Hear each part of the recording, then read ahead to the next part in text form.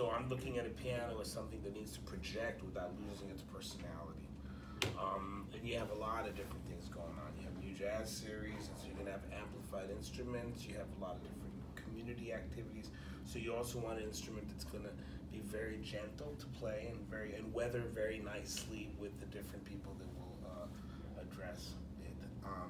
So you want an instrument that really will satisfy the most demanding pianist and also be able to just be a great instrument for somebody to get down on. And there's one or two in there, I believe, that will do that for you. Steinway always puts out beautiful instruments for us to look at, and I'm always very proud to be here. I'm very proud to be a member of the Steinway family, and have been for many years.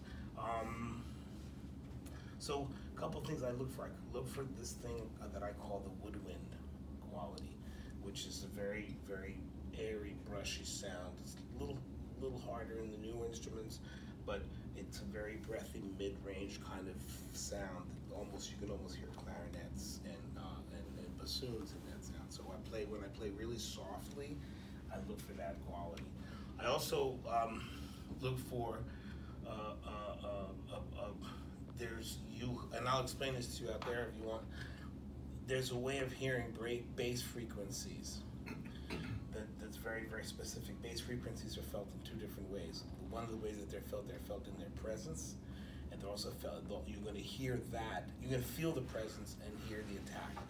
One or more will predominate. If you hear the attack, it's because it's the brittle end of the actual mechanism, which is the strings, and they will, by the way, change over time. All of this changes over time. But if you hear the attack, that's one way to listen to the bass frequency. The other way is to feel the rush, kind of really feel it inside your gut. Those things, in best of circumstances, happen in a balanced manner. So you both hear the attack and feel the warmth. The other thing that I really look for is clarity in clarity and evenness, which of course is regulation too, but clarity and evenness and quick runs. So the same volume strikes across all the range of the keyboard. Then I also listen a lot for something that you can't actually label, that you have to source with your heart. The first time I came to Steinway,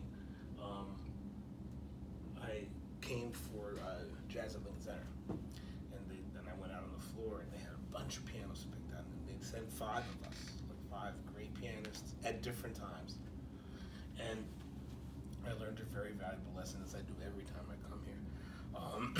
I played a bunch of pianos, and I looked at one that was a serial number next to the other one, and one sounded like just this clanging cymbal, loud thing, and the other one had the voice of angels. And I said to the technician who was with me at the time, I said, well, why one's serial number apart are they so different? He said, I'll never forget this while I live. He said, shifts, different shift. Human beings make these instruments, and they put their love and their heart into them.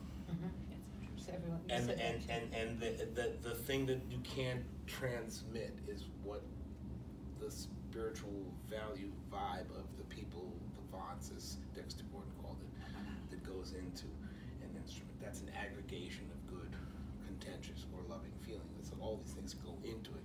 So that eventually, I think the thing that has to happen with all of you, hopefully, is that an instrument will resonate with you. It'll resonate with you. On some level, you'll go, I feel that one. And that's the magic of Steinway, because you really can't. The best thing you can do in your life is to be as technically excellent as possible. So when that magic happens, it flows naturally through you.